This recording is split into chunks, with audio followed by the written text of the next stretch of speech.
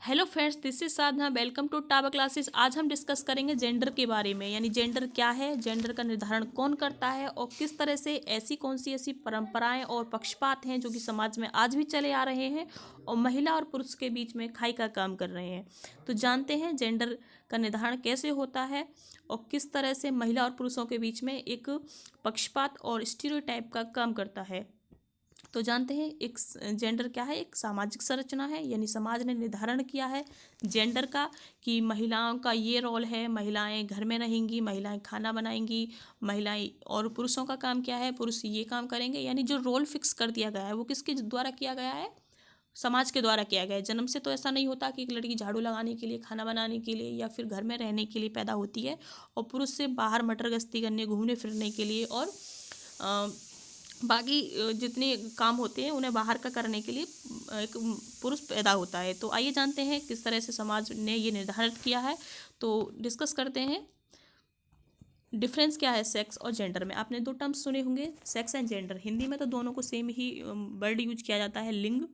तो आपको इंग्लिश में जाके देख लेना, अगर कहीं आपको सेक्स लिखा है, सेक्स क्या है, तो सेक्स एक बायोलॉजिकल कंस्ट्रक्ट है, यानी कि जो बायोलॉजिकल यानी जैविक जो संरचना है वो एक सेक्स है। और जो जेंडर है, एक जेंडर की ऐसी संरचना है, एक समाज की बनाई हुई संरचना है, यानी समाज ने बनाया है कि महिलाओं का क्या रोल रहता है। महिलाएं साड़ी पहनेंगी, महिलाएं घर में खाना बनाएंगी, महिलाएं ऐसे बात करेंगी, या उनका क्या सीन रहता है समाज में, और पुरुषों का क्या सीन रहता है। वो सारे जो सामाजिक एक संरचना है, यानी समाज के द्वारा ही निर्धारित किया जाता है महिला और पुरुष के रोल। तो वो क्या है, एक जेंडर एक सामाजिक संरचना है, और सेक्स क्या है, एक जैविक संरचना यानी बायोलॉजिकल कंस्ट्रक्ट है। ये है डिफरेंस सेक्स और जेंडर में। नेक्स्ट क्या है, जेंडर पक्षपात, यानी कि जेंडर बायस क्या है, एक तरफ झुकाव होना। यानी कि क्लास में अगर आप एज ए टीचर लड़कियों की तरफ ज़्यादा ध्यान दे रहे हैं एज कंपैरिजन लड़कों के, तो वो क्या कर रहे हैं, आप एक जेंडर बायस का काम कर रहे हैं, यानी जेंडर पक्षपात कर रहे हैं। और इवन घर में भी अगर एक मदर अपने लड़के की तरफ ज़्यादा ध्यान देती है एज कंपैरिजन लड़की के, उसके एजुकेशन पे, उसके खान पान पे, तो वो भी क्या है, घर में एक जेंडर पक्षपात का काम है, यानी कि जेंडर बायस है, यानी कि भेदभाव हो रहा है। चाहे आप एक लड़की को दबाएं या फिर आप एक लड़के को दबाएं, अगर आपका झुकाव ये लड़के या लड़की में से किसी भी तरफ और ज़्यादा है तो वो एक जेंडर बायस है, यानी जेंडर पक्षपात है।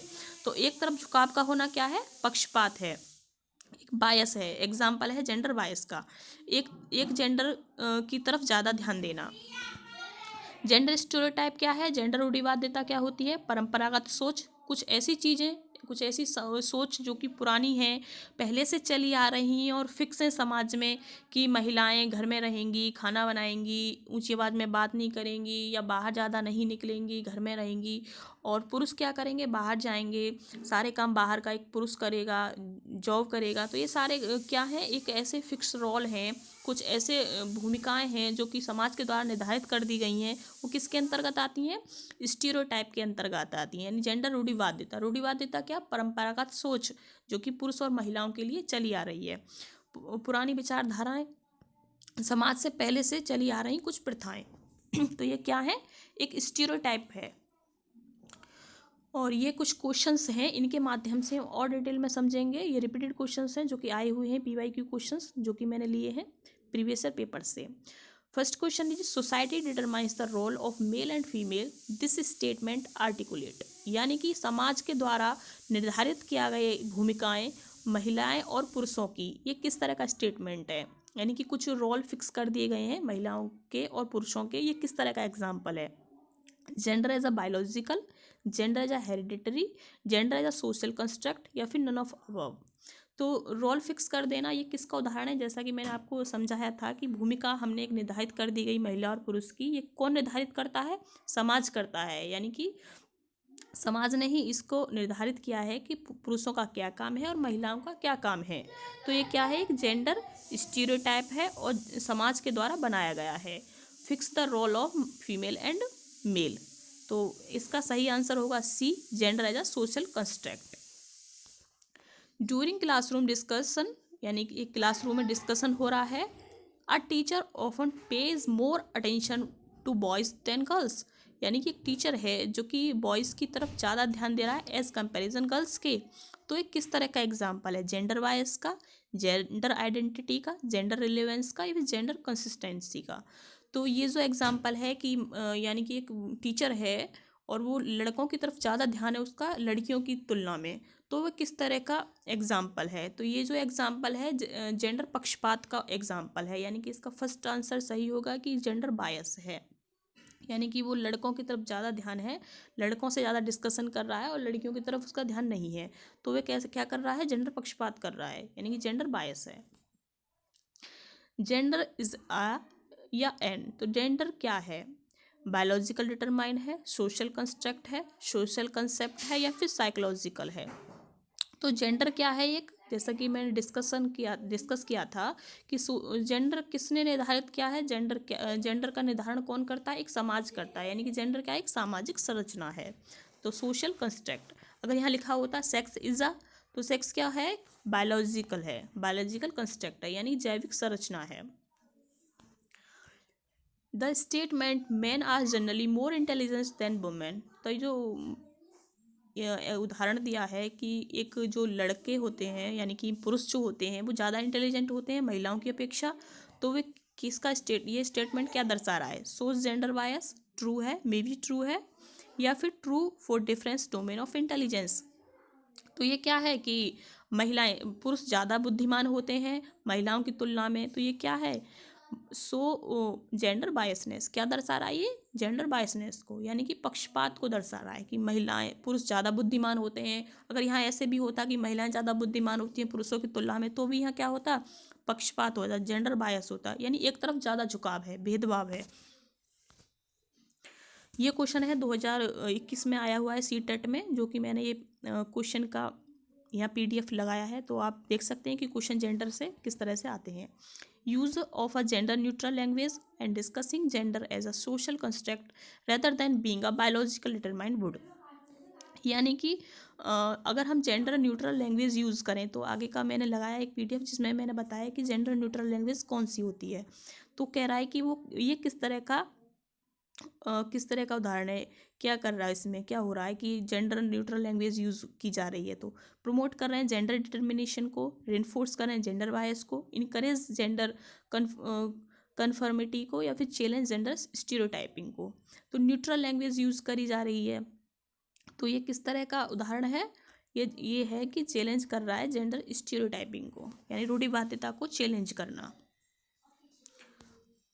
एक शिक्षिका यह धारणा रखती है कि लड़के अधिक बुद्धिमान और जोखिम लेने वाले होते हैं और लड़कियां आज्ञाकारी और ईमानदार होती हैं और उनके अनुसार व्यवहार करती हैं, किसका उदाहरण है, यानी कि एक शिक्षिका उसके माइंड में कुछ ऐसा पैटर्न बना हुआ है कि लड़के ज़्यादा बुद्धिमान होते हैं, जोखिम लेने वाले होते हैं, लड़कियां आज्ञाकारी ईमानदार होती हैं। तो ये किस तरह का उदाहरण है, जेंडर पक्षपात का, जेंडर स्थिरता का, जेंडर समता का या जेंडर समानता का। तो आप मुझे कमेंट बॉक्स में इसका आंसर बताइएगा कि ये इसका कौन सा आंसर सही है। एजुकेशनल इम्प्लीकेशन, किस तरह से हम एजुकेशन इम्प्लीकेशन करके समाज में बेहतर समाज का निर्माण कर सकते हैं और जेंडर स्टीरियोटाइप और जेंडर बायस को हम कम कर सकते हैं। तो यूज़ न्यूट्रल लैंग्वेज, हमें न्यूट्रल लैंग्वेज यूज़ करनी चाहिए, जैसे कि पुलिसमैन की जगह में पुलिस पर्सन यूज करना चाहिए और कैमरा मैन की जगह कैमरा पर्सन यूज़ करना चाहिए। तो ये क्या है, न्यूट्रल लैंग्वेज है, यानी कि दोनों के लिए इक्वली, ना हम पुरुष के लिए बोल रहे हैं ना हम महिला के लिए। Use example and equality, equality के एग्जाम्पल हमें यूज़ करने चाहिए, जैसे कि हमने पढ़ा होगा बचपन में जब हम इंग्लिश पढ़ते थे ग्रामर में, तो उसमें क्या उदाहरण होते थे, मम्मी खाना ला रही है पापा जो अखबार पढ़ रहे हैं। तो उसमें क्या है कि वो सीधा सीधा उसमें दिखाया जा रहा है कि मम्मी का काम है खाना बनाना, पापा का काम है अखबार पढ़ना, बाहर घूमना, और लड़कियाँ बाहर नहीं घूमती, घर में रहती हैं मदर और हमारी सिस्टर्स। तो ये सब क्या है, एक जेंडर स्टीरियोटाइप है, रूढ़िवादिता है, यानी पक्षपात है, भेदभाव है। और ये एक सीधा सा एक एग्जाम्पल है जो कि बहुत पुरानी परंपरा चली आ रही है कि महिलाएं खाना बनाती हैं और पुरुष जॉब करते हैं। तो ये भी क्या है, जेंडर स्टीरियोटाइप है।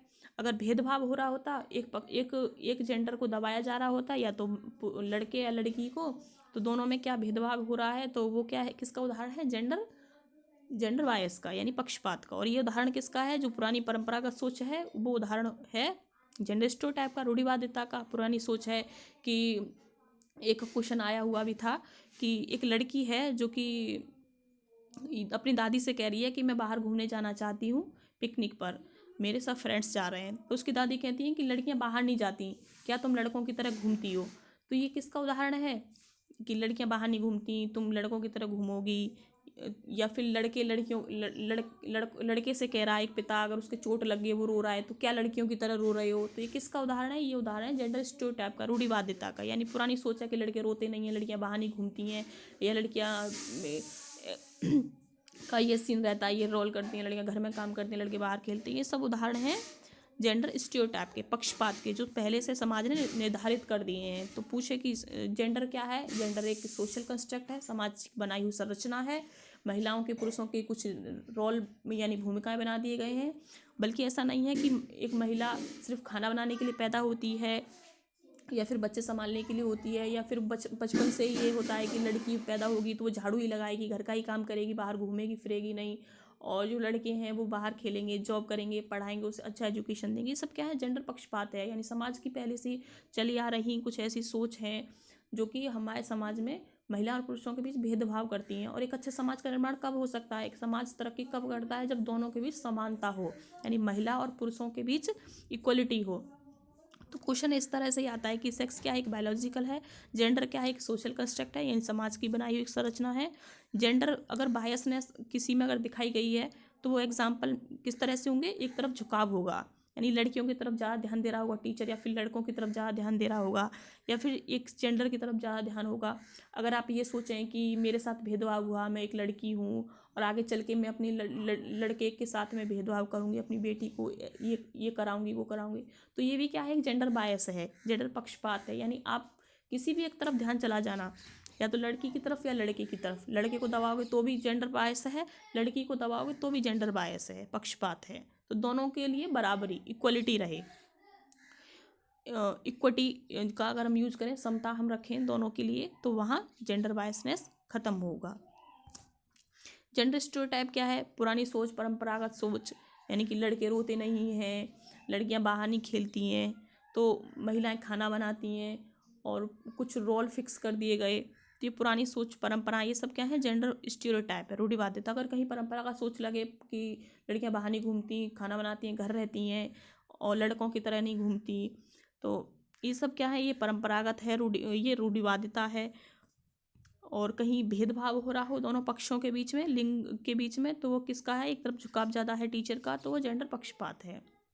तो एज अ टीचर हमको कुछ ऐसे एग्जाम्पल लेने हैं, न्यूट्रल लैंग्वेज यूज़ करनी है, जिससे क्या है कि इक्वलिटी बनी रहे, उनका जो माइंडसेट है समाज में समानता बनी रहे, जिससे हम एक बेहतर समाज का निर्माण कर सकते हैं।